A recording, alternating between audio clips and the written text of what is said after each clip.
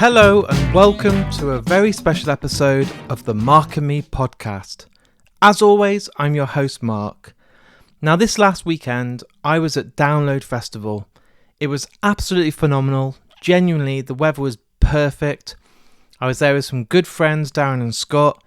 We went there and got as many interviews as we could done. But what I wanted to do this time round, which is different to the other years I've been, is get a real mix and a real variety for you listeners out there. I wanted to basically get some classic bands, some new bands, some established bands, but a whole mixed bag for everyone that listens, so there's a bit of something for everyone. And on today's episode, to start this series of free specials, I'm joined by Graphic Nature, Karen Dio and Opeth. So instantly you've got classic bands, newcomers and absolute seasoned legends. And all those interviews will be coming up in just a couple of minutes time. But if you're new to Mark and Me, I always use the intro just to quickly touch base and talk about my last episode. And I can't avoid this because it is currently my most downloaded episode of all time, and it's only taken 3 days for that to happen. During download, I got to sit down backstage and talk to Paddy Considine. We got to talk all about his band Riding the Low that played at Download that weekend. The interview was under half an hour but was absolutely mind-blowing, and because Paddy took the time to share this on his own personal social media channels, it's absolutely blown up. Like, I've never seen anything like it in the terms of numbers. It was currently Jerry Cantrell, that blew up, and that was an amazing year for this podcast. But suddenly Paddy's come in and it's just absolutely annihilated anything that I've ever done before with Mark and Me. So a huge thanks to Paddy and a huge thanks to everyone that tuned in. And I think it also helped that it was on YouTube. You'll be really glad to know that all the interviews I've done during my time at Download have been filmed and will all be going on YouTube as you're listening to this. So literally, as we're sitting here right now, after you listen to this podcast, you can go and watch the interview with Graphic Nature, Karen Dio and Opeth, all for free on my YouTube channel. Right, what I want to do today is to get straight to it, and first up is the amazing Graphic Nature, and I'm joined by the frontman of the band, Harvey Freeman. So the best thing to do is to get straight to it. So here is me and Graphic Nature. 'Cause I'm a different human when this kicks in. I'm a different human. Just let me. It's getting harder and harder to keep a straight face. Graphic Nature, welcome to the Mark and Me podcast. Oh yeah, thank you for having me. It's an absolute pleasure. What I do with all bands that come on the podcast is, it doesn't matter if you've been on 5 times, 10 times or your first time, is I'm always intrigued about going back in time. Okay. I'm really interested when you're growing up, if you can still remember that first album that you bought maybe with your pocket money or was given to you by a friend or a colleague or someone that you loved, but that first album that you remember getting, falling in love with, and kind of it maybe changed your life. Yeah, that was Silver Side Up by Nickelback. Is that something you want to confess right now? Dude, Nickelback are the fucking best. Yeah. I got that at Christmas from my mum. And I think because I was just getting into rock music. Yeah. That album made me start drumming, which then in turn led me to joining bands, and then in turn got me into Graphic Nature doing vocals. So it was the turning point in my life, I think, that album, and I still love it to this day. It's fine. And I was wondering, because live music is such a pinnacle moment for anyone that wants to be in a band. Yeah. I've said it many times now, but my first real experience of live music was Green Day. Okay. I got to see them on their Dookie tour in Wolverhampton, which was mind-blowing because at that age I just wanted to get home, buy a guitar, dye my hair green. Hell yeah. Became obsessed, which is quite great that we're here today with Green Day headlining. Green Day. Yeah, man. But I wondered if you could remember that first gig. Was it one that you don't tell people and really it's a guilty pleasure, or is there one that you're really proud of, but that one that maybe you came away that night and thought, that's my dream, that's what I want to do? So, funnily enough, my first ever show that I went to was the Black Eyed Peas and Pussycat Dolls. Wow. At Wembley. It was pretty sick. I didn't want to go. My mum bought me tickets and I was like, cool, I'll just go, whatever. But my first proper metal show was Bullet for My Valentine at Brixton Academy. Phenomenal. And that was with Still Remains and Skindred, I think, and Silverstein maybe. Wow. I can't remember. But I just remember being like, wow, this is insane. And then I started going to local shows, and there was a band that was from my area, and I remember seeing them and being like, what, you can do this? Like, you're allowed to do this? This is so sick. Like, and then ever since I watched them, I was like, oh my God, this is what I want to do. And yeah, if it wasn't for like local bands when I was younger, like, I don't think I'd be doing this right now. No. Because it was because of that, the accessibility of being like, oh, it's £2 to get in. I'm seeing like 5 bands and they're all like, at the time I was like, they're the best bands I've ever seen in the world.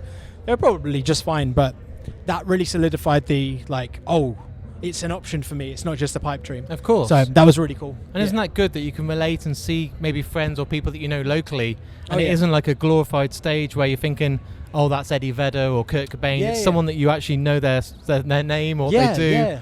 And that's what blew my mind really, because I always thought that like musicians are these people that are so unobtainable to like Yeah. meet and all this kind of stuff. And you know, when I was younger, I obviously wanted to speak to local bands as much as I possibly could because I was just so enamored with the idea of being in a band. But it's kind of passed down through that into me that when I meet people, I genuinely want to chat to them. Like, Yeah. whether they're in a band that's like a bigger band than ours, someone that's just coming up, or like just fans of our band, like I just really like taking the time to speak to people because I was that kid on the It's other side. important, Like yeah. I was so excited to meet bands that if someone wants to come and say hey to me, like cool, I got half an hour. Let's just chill Yeah. out. Let's talk about whatever. So yeah, I think it's a very important thing that I've learned from my youth. Yeah, of It's- course. Yeah, it's just very good. So I suppose when you were a kid growing up, drums being your main instrument at this Yeah. point, were you thinking to yourself, I want to be a drummer, I want to be successful in a band, I want to now go on and be known for being drums? Because it's quite a swap, isn't it, to then go, actually give me a microphone, I want to be the front man, because Yeah. the drummer's always hidden at the back. So I think that kind of change to be at the forefront is Yeah. quite brave. So I wanted to start drums because I wanted to be like Joey Jordison from Slipknot. Who doesn't? Yeah, right. Yeah, So unbelievable drummer. I did that. I focused all of my time into playing drums, and then it got to the point where like I joined a band, and then other bands had asked me to play drums for them because no one plays drums. Like everyone either wants to be a vocalist or a guitarist or a bassist. Drummers and bassists are It's rare. so hard to find because Yeah. no one wants to do it. And then throughout my career of playing drums, which was like, I don't know, 15 years of playing drums, I got to the point where I couldn't, my hands started getting issues, and I was like, man, like, I don't want to stop doing music, and I can't, but at the same time, I need to kind of take a break from this. And I think it was on my old band's last tour, I kept on seeing bands where the bands were so good, but the vocalist just wasn't doing enough. And it annoyed me because I was like, you know, your whole band is doing good, and when you're a frontman, you need to be a fucking this thing. You need to be able to, you know, command the crowd and all this kind of stuff. And I was like, I'm just gonna try it. I'm gonna see how it goes. I'm gonna figure it out.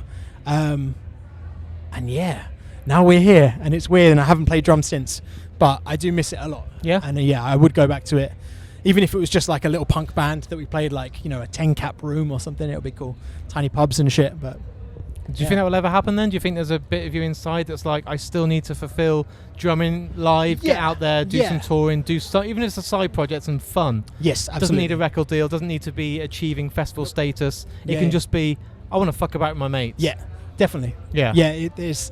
We keep having chats. Me and my old bands keep chatting about like, oh, we should do just get in a room together again Yeah. and just see what happens. And I think that's the best bit about it. That's the most fun part, is not worrying about record labels or like what's next, like rehearsing for like festival season and stuff, touring. You're just there playing songs, and whether they suck or not is like no one cares, No. because you're enjoying yourself. You're playing like just fun things. And yeah. With a festival like Download, obviously the legacy's huge. Mhm. When you're a kid, you're probably looking at that poster thinking Black Sabbath, System of a Down, Yeah. Korn, all these amazing bands. Uh-huh. When you actually see your name on that poster, Yeah. is it a real pinch me moment? I just think to myself, like, you must be thinking, I want to frame that, put it everywhere. Like, I've Yeah. achieved something here that will be in history. You can watch that poster on Google in 10 years and be Yeah. like, we made it. We did what we wanted. Yeah, that's a really interesting and actually quite, you know, proper way to speak about it. I don't think I appreciate it enough, seeing that thing. Like, if my 14, 15-year-old self could see me now, Of course. he would be absolutely losing his mind. But I think for me, I don't know. Everything moves so fast that I never have enough time to really appreciate, like, wow, we've done this. Like, this is really, really cool.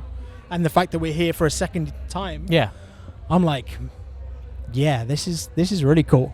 But You must be doing something right to have a second hope so. attempt. Yeah. I hope so. But who knows? We'll see if we're here in 2 years' time. I've interviewed a lot of bands in my time. It's nearly 9 years, and there's so many different varieties. But I always wonder to get into your mindset and know that when you're at a festival like this, Yeah. with full respect to you guys, there's a real opportunity to win fans that don't know who you are. Oh yeah, absolutely. People buy their ticket for Sleep Token, Green Mhm. Day, all the big headliners. Yeah. But in the daytime, you're like, let's have a little look around. yeah. If someone comes into that tent, oh, Graphic Nature, let's check them out. Mm-hmm. Do you feel like it's a real good, perfect opportunity to showcase yourself? Yeah. And hopefully that someone leaves that day going, fuck, I've just discovered a brand new band and they're Yeah. awesome. Dude, this is exactly how I see festivals. Yeah. Is like, I'm not worried about like how our own shows do at home, because I know we've got our fans. They come out to all of our shows. They're amazing. But when we're at Download or like Reading and Leeds or overseas, I know that not a lot of people know who we are. So it's like you almost have to amp up the performance as much as you can to convince these people. And what I love seeing is, because you can kind of see outside of the stage, Yeah. is seeing these kids like being like, And okay, start let me just come in. swarming in. Yeah, dude, oh man, it's so cool. That's what I really love, is just, yeah, the ability to play in front of all of these people that may not know who you are, but then at the end of the day you come around with people being like, oh my god, that was insane, you're my new favorite band, like what the hell, when are you playing my city and all this stuff. So That's beautiful. yeah, really cool. Do you Really, get really nervous still? Is there still something inside before the set where you're like, whew, like, this is big, this is massive, Yeah. this is a big moment for this band again? Not so much anymore. I get nervous that my voice won't work. I don't know what it is. It's this weird thing that I've got in my head that I'm just like, one day you're just going to step out on stage and it's just not going to work. So I'm always like, Your alright. voice goes and Yeah. you're suddenly, yeah. So I always have to, I warm up before I play, but I have to like test, scream and like pump myself up before I play just to make sure it works. And I don't know whether that's just an anxiety thing or Mate, whatever. I panic, but- right? I only do podcasts. I'm not singing with a band. I haven't got to go into a tent and try Yeah. and win over fans. But I walked to the bar a minute ago with Darren and when I got a drink, and I thought, I'm talking quite a lot this morning. I'm starting to feel croaky, and I'm thinking, Yeah. I actually need to kind of play this quite safe because Yeah. I've got a whole day ahead of me. That's what I mean. Water, sleep, Vocal Zone. vocal zones are pretty good. I've never got on with them. They, Don't tell me that. They send me them. They're the Oh. greatest things of all time. Vocal Zone. He likes them. They just didn't work for me. No, no. I know they work for other people. Honey They just didn't and work hot for me. water. Yes, Old school. absolutely. Just that. For me, it's just water. Yeah. Just as long as you're hydrated, it works. And yeah, don't push. Don't hurt yourself too much. But So Yeah. when you're here at a festival, do you get to switch off afterwards and go and enjoy some bands, or is it like we need to get home, we got more stuff, we got to? Are you able to like wind down and just go, let's go and watch a set from another band and see some Yeah. friends? so to an extent, so some of my band are heading home today, and then me and my guitarist are staying for the whole weekend. Lovely. I've never seen Sleep Token before, so I'm really excited to watch them. I get to watch Loathe and Static Dress on the main stage tomorrow. Korn, obviously, on Sunday. I So couldn't believe, it's no disrespect, but I couldn't Yeah. believe that Loathe were so low down. I'm like, Loathe Yeah. are phenomenal. Like They are, yeah. so good. And I Yeah. was like, surely that must be a print error, like midday or something. I'm Yeah. like, you should be like right up there. But dude, saying that, sometimes the earlier slots are better Yeah. because later in the day you've got the higher clashes. Yeah. So, you know, Loathe might be clashing with the Darkness. Yeah, I know yeah. they're two very different bands, but I'm going to go and see the Darkness because Of I haven't seen them course. before. So I think playing earlier is better. Like when we played in 23, we played at like 12. Yeah. I think we were the first band on. Wow. And it was incredible. Yeah. So because there's no clashes, there's nothing to mess up your day. So Yeah, if you're clashing with Sleep Token or Sex Pistols or something, like good game luck with over. that. Good Yeah. luck with that. Yeah. That's going to be cool. You've never seen Sleep Token live, and the No. first time you see him is on the main stage, headlining Yeah, Download. boy. Absolutely. They're going to blow your mind. Yeah, dude. I'm fully expecting to just witness some craziness. So yeah. What I do now is my final question for you today Yep. is with every band that come on, I ask you to pick a piece of music that means something to you personally. Okay. It doesn't have to be from your own band. Yep. I've asked it to everyone, so Incubus, Okay. anyone that's been on, and I ask them all to choose a song that means something to you. Yep. And what will happen is when I edit this podcast, it'll have your music, it'll have our interview, Yeah. and then you get to choose the little bit of music that goes in between your interviews to the next band. Oh. So, a So song I can that either go comes really to your heart. depressing. or- People pick something by the Smiths, a B-side by Yoko Ono. Okay. Someone might pick something from the festival, but it might be the song you want at your own funeral. I don't know. Oh no. I think a song that's dear to me is completely opposite out of the way of like music and sides. The title screen music from Kingdom Hearts. It's Wow. called Dearly Beloved by Yoko Shimomura, and it is the most beautiful piece of music because it's so serene. Yeah. And you can sleep to it. You can like relax, study to it, whatever you need to do. It is beautiful. I love this because So, I'm yeah. going to interview bands later. They'll be like, can I have Slipknot? Can I have Slayer? Can I Yeah. have Deftones? You have some Kingdom Hearts No, music. we've got some Kingdom Hearts, right? Just nice and vibe. But Yeah. it's great to have you on the podcast. Oh, dude, thank you so much. I hope you have an amazing weekend. Same. And let's not leave it so long. Come back on. We'll Dude. talk about Graphic Nature Absolutely. for a full episode in the near future. Thank Absolutely. you, dude. Let's do it. Cheers. Nice to meet you, man. Thank you.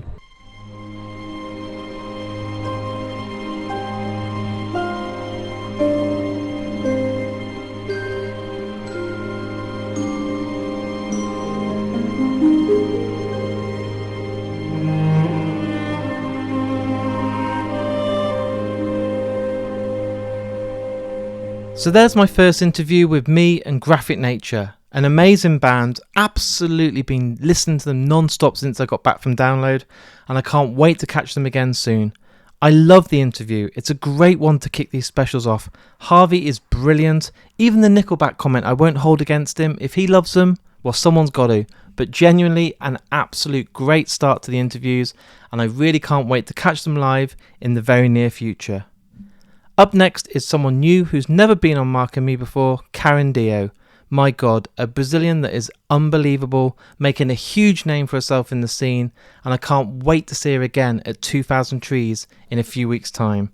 But this interview has so much energy, it's so much fun, and I want to get straight to it. So here's me and Karen Dio.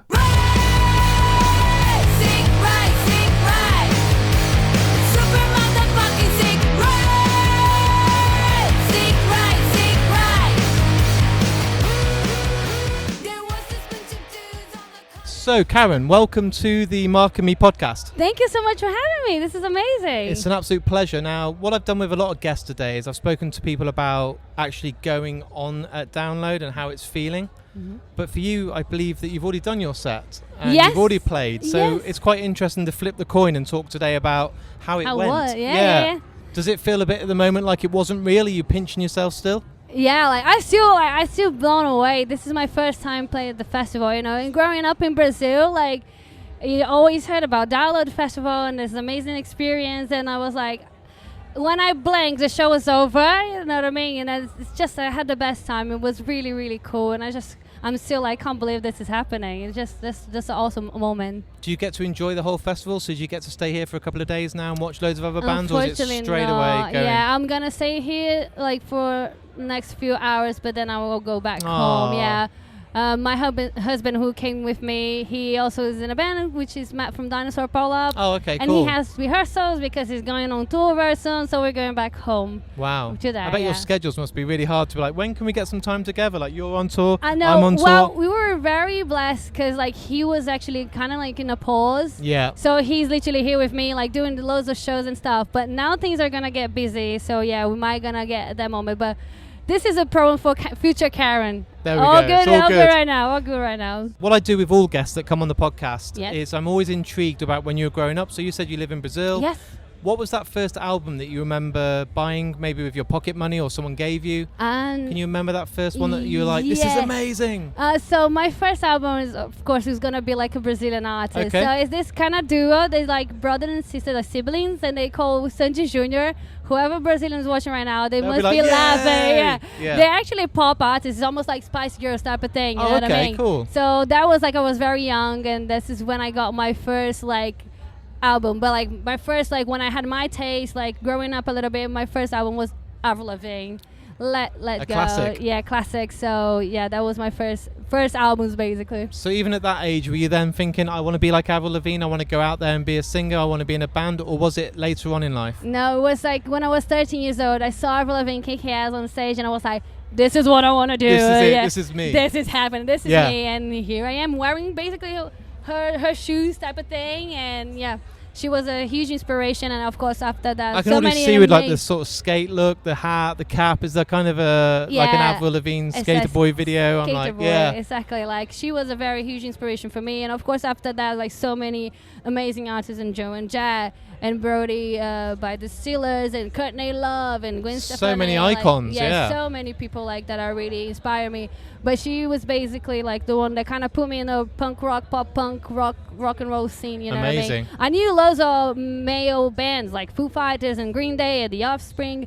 But singing woman doing that changed my life, and here I am. That's which is why awesome. I'm a massive fan of Paramore. Oh, and yes, I think absolutely. Hayley Williams, the way that she can conduct a stage, go on there, have everyone in the crowd on her hands, her voice, her vocal range. I'm like, as an artist that wanted to grow up and be in a band, I was like, that's inspirational. Dude, I wanted to be her. Yeah. You know, for me as a Brazilian, it was so hard because like I'm Brunei, I'm in Brazil, like I was like wearing like at the time I was surfing a lot, like I was super tan, like I couldn't look like her, but like she was a huge inspiration for me as well because I think we're kind of the same age. So when Paramore, the first album came out, like, oh my god, I just fucking sorry. You can say fuck. Amazing. I just fucking love her. Like she's just amazing and just love her music. Yeah, huge inspiration for me as well. And as an artist, like you said, like she has an amazing vocal range and she's like a proper singer. Of you know course, what I mean? yeah. Like, so when I grow up, I'm gonna be like her.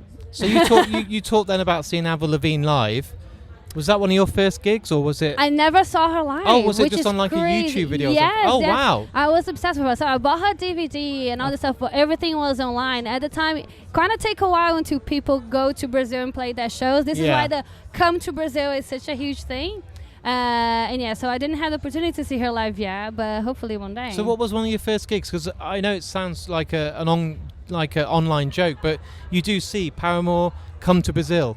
Everyone's like, come to Brazil. Thrice even, come to Brazil. Yeah, and I'm like, was there opportunities to still see great live bands, or was it every now and then? Yeah, it's that they go there. It just take a while. And now I understand, like, living in the UK, it's actually quite expensive to go to Brazil. Yeah, and like massive. the whole thing, because like you have to guarantee that you go there and at least you break even. Is that how I say break even? Yeah. Yeah. So like, Just I you don't want to understand. lose money. No, like, because it's a long way as well. So I do understand that. Then, but like, yeah, we are very passionate people. So whenever you guys go there, you're gonna have a blast. We're like gonna have a lot of fun.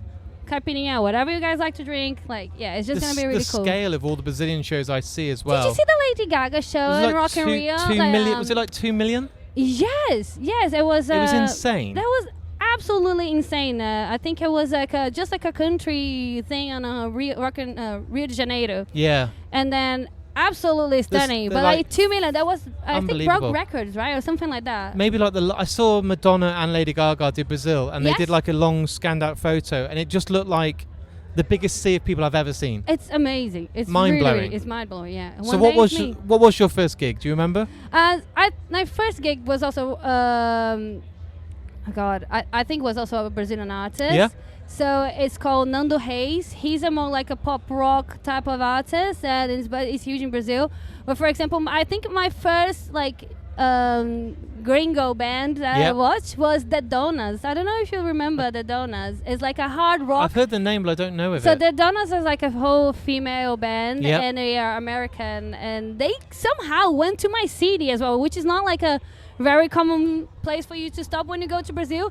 But they went to Santos, shout out Santos, and then So many shout outs today. shout out Santos. Yeah. And that was loads of people doing that. Yeah. Shout out Santos. And they went to Santos and played the gig, and it was amazing. Like That they must be really mind blowing for you. You must be It like, what the was. hell? They're playing right down the Literally. road. Yes, I couldn't believe. I kind of have to lie to my mom to see that show. I'm just because going to see my friend. It was basically like that. I don't remember. I don't think I told her that I actually saw my show. It was, we're going out, Mom, and I'll see you later. And then I went to see the show, and then I come back home, and that's how it happens. And I still can't believe I saw the Donna show. Will she now be watching this and find out that you've lied to her? She's fine. She Yeah, knows. it's okay. I It's all always good. play safe. I always play safe. So what's the rest of the year looking like for you? Obviously now we've had Download Go. It's going to take a bit of a while to come down and start to kind of feel like, Yeah. that dream's over now for now. But Yeah, for is now. is there more dates ahead or new music coming your way? Yeah, there's so many. I'm gonna be doing quite a lot of festivals this summer, which is amazing. So I'm gonna be going a lot to France and coming back this summer. I have Extreme Fest. Can I say the names of the festivals? Yeah, of course. Okay. I believe 2,000 Trees. 2,000 Trees, exactly. Burn It Down, and then I have Extreme Fest, and I have Gerona. I'm gonna be playing with Prodigy in the end of this month. Yeah, it's That's kind a of lot. crazy. Yeah, it's kind of crazy, but I'm like, I couldn't be more happier than this. Like this, It's like kind of dream come true. It's a lot of work, guys. It is a lot of work, but it's a dream come true. But it's all worth it. Oh, absolutely. And 2000 Trees, I know we're here at Download, but Yeah. it's such a beautiful festival. I'm so looking forward to go because I've been there with my husband, and then he played, and it's just an amazing community. I just love this festival communities that you guys have here. It's Yeah. just really, really cool, and everybody's there helping each other. You know, making Which sure day are everybody's you okay. at 2000 Trees? I can't remember right now. I think it's 10th. I can't remember right now. I'm so sorry. No worries. But I'll make sure I come and see you. I'm there for 3 days. amazing. There you go. I So, will let you know. I can't remember right now. Don't but worry, yeah. I'll look at the poster. But Okay. there's some great bands there this year, like Yeah. Coed and Cambria. Yes, Dizzy That's Death Race, which is my friend from Unbelievable. Australia. I'm Yeah. so excited to see them. Yeah, Keith Capiche, I think, is going to play. Yeah, there. there's loads. Such a variety. Yeah, which is really, really cool. So it's going to be a great festival. And what about new music? If there's anyone listening now, have they got a long wait or? No, we still have. I can't say very much, but we're working on a few music until the end of the year, and definitely more stuff for next year. That's all I can say. That sounds exciting. Yeah, and I just announced as well my headline show in London. It's going to be November 25th. And yeah, if you guys want to check it out, KarenGR.com. Perfect. And we can make sure that people on the listing of the podcast get a link and then can see that. There you go. So I'll That's say, if amazing. you want to get tickets, click here. There you go. Thank you so much for that. My final question for you today. What I like to do with all guests that come on is after our interview's taken place today, there'll be a piece of music that's played in between. We'll put you at the start, so we'll have some of your music. Cool. But what's a song that means a lot to you personally that you would love played by any band in the world? You've talked today about some incredible female icons Yeah. and some amazing bands. Yeah. But is there a song that means a lot to you that you would love to be played after today's interview? Well, mean a lot to me. I think any songs that you play by the Muffs, Yeah. this American band. Unfortunately, the singer passed away a few years ago. But I don't know, like any song from the Muffs, it would be You amazing. can choose any song you want. So if there's one, if you make me pick it and it's not your favorite, I'll Okay. feel guilty. I know it will sound weird, but I'm a Dick is the name of the song. I'm a dick. I'm a Dick, and Wow. it's a great song. Sounds good. And it's a great song. It's so much fun. So play I'm a Dick. Perfect. Thank you so much for coming on the Thank you podcast. for I'm having glad you had a great me. time at Download. I did. Hopefully next year we'll see you on the poster again. Absolutely. But I will see you at 2000 Trees. For sure. I'll come and watch your set. You come and Yes. say hello. Yes, Thank you yes. so much. Oh, thank you for It's a having pleasure. me. Thank you. Thank Lovely. you.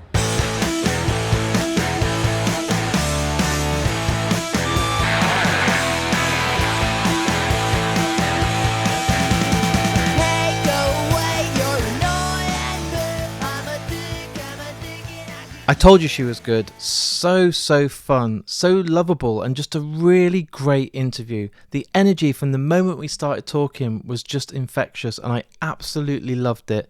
So a huge thanks to Karen for coming on the podcast. Now, the final interview today has to be the unbelievable Opeth, and I was joined by the guitarist Frederick. Now, genuinely, out of all the bands I saw over the weekend, I think they blew me away the most. I just couldn't believe how great they sounded. I think their set was cut short, but what I saw with my good friend Scott, it was like, you need to come and see them. I had no regrets. They were fucking awesome. So, I think the best thing to do is to get straight to the interview. So here's me and Opeth.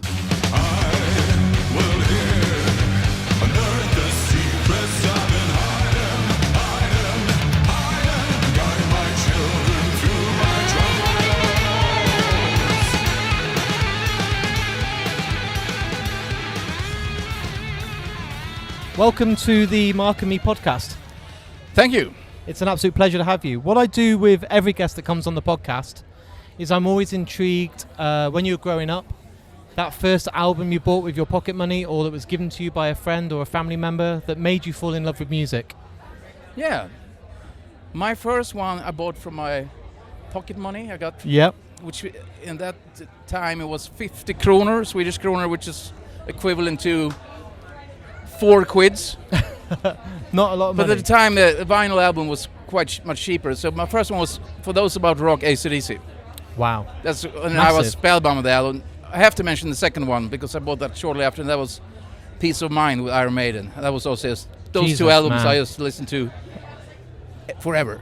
I mean, some people come on this podcast and start small and then they get big, like, oh, I bought a small album, like a local band, and then I started to get into small bands. You're like, boom, straight away, like huge, massive albums that must have changed your life. Oh, definitely. And just listening to Peace of Mind and For Those About Rock, the way they sound and Yeah. still sound when you put it on the turntable, it's you can easily say they aged very well. Stood the test of time, definitely. Definitely. Yeah. And more than that, I would say. If you listen to modern production, you put on, it's like some productions you can play really loud, and some productions, when you play them loud, they will crap themselves. But these albums won't. So live music changed for me. I saw Green Day as one of my first ever gigs, and I came away from that gig thinking I want to pick up a guitar, I want to be in a band, I wanted to be successful like Green Day. Obviously it didn't happen, otherwise I'd be on the main stage tonight. But I wondered, were you lucky with your first ever gig? I mean, your first CDs were absolutely amazing, your vinyl's there, AC/DC, huge. But I wondered, did you have a really good introduction to live music? Yeah, apart from like local bands Yeah. and stuff, the first big show I went to, hard rock show, metal show, was Kiss Animalized tour, when they took the makeup off. That's insane. Or a couple, yeah. the album after Lick It Up, which was, I remember it was kind of hard. I was 10 years old, so I was standing on a stool, and this big fellow knocked me down because I was apparently in his way or something. I was a little kid, hey Kiss, and like this guy just punched me down. That's amazing. I was terrified. Kiss know how to put on a show. Like, it isn't just a music performance. You get the theatre, you Yeah. get the sound, you get the lights, you usually get pyro. Did that make you come home that night thinking, I one day want to try and do what they're doing? Or was it later on? No, I was into playing guitar already then. you know. Already, yeah. So, but I didn't really start practicing a lot until I was about 14. That's Yeah. when I started playing like 8 hours a day.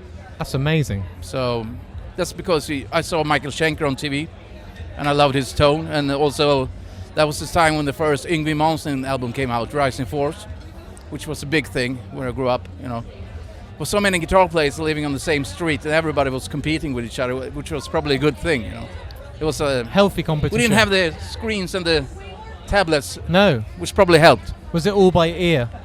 Yeah, in the beginning, absolutely. And that's important because it teaches you then scales, chords, progression. Yeah, I mean, you can't rely on tablature. after a while you start buying instructional videos, like Yeah. Paul Gilbert's first one, for instance, was a very good one, you know, and so yeah, a bit of both, you know. I mean, 8 hours a day, I mean, that's a hardcore dedication to wanting to be a successful guitarist. Did you realise at that point that hopefully that would lead to being in a band, be successful? Because That a lot was of people might that was my say goal from day one. I really knew what I wanted to do since I was about 14, I would guess. Yeah. So, or maybe earlier actually. So did you have to convince people like family that would be a real job, or did they not take it seriously? I had to convince my father because I quit school after 9th grade because I just wanted to focus on playing.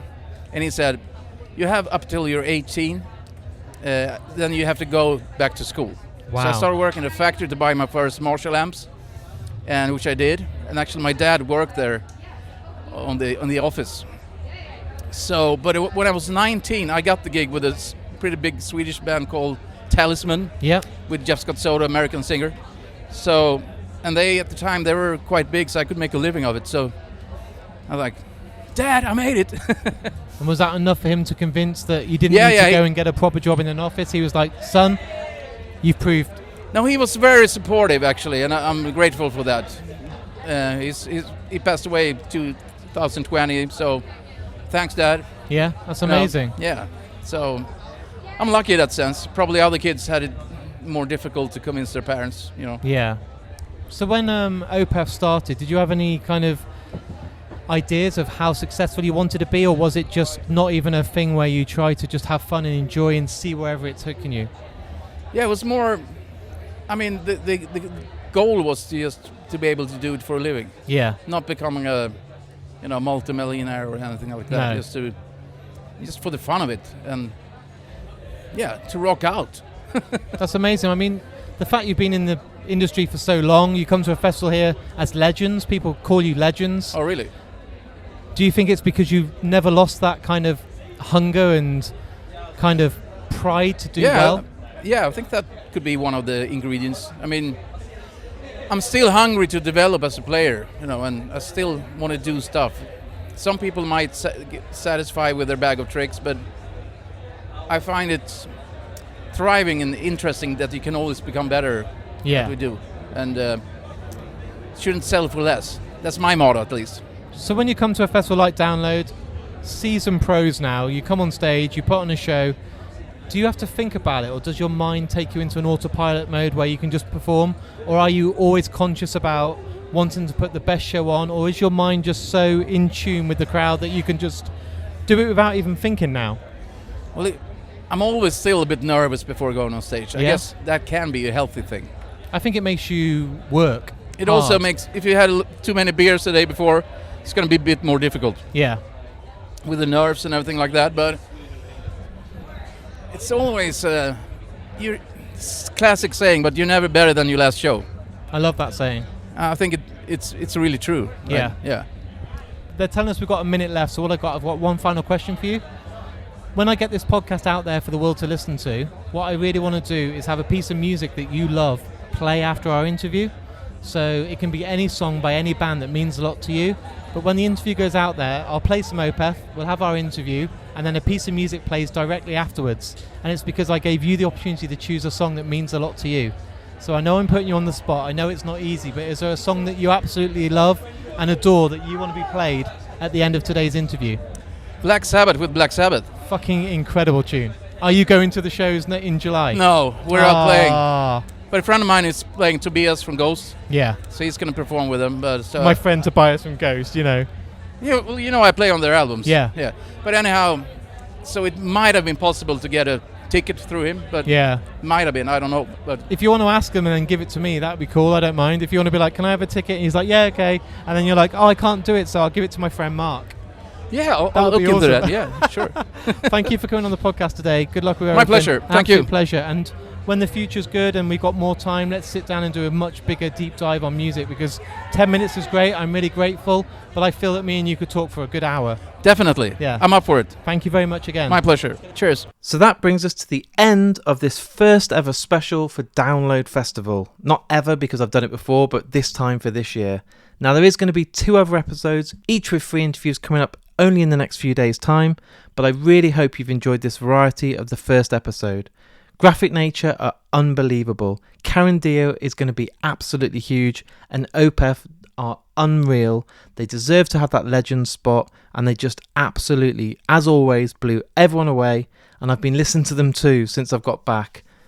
Right, I really hope you've all enjoyed today's interviews, guys. It's took a lot of work, but I'm absolutely loving the results. I will say it again, if you've enjoyed listening, you can watch them too on YouTube. The link is in my bio. It's also on the show notes today. Go and watch the videos, they're really interactive. I had a great team with me over the weekend of my best friends Darren and Scott. They did a fucking awesome job, so go and check those videos out, give them a thumbs up and share as always. If you're new to this podcast and you've only just discovered it because you went to download, I really do appreciate you sticking around, subscribing to the podcast. You can go and share the episodes on Facebook, Twitter, Instagram, TikTok. Whatever you do, always word of mouth is huge for Mark and me. You won't know this, but I'm a one-man team, an independent podcaster, so I really appreciate any shares that you can give me from literally just touching your phone or your laptop for a couple of buttons. It's that simple to share this episode.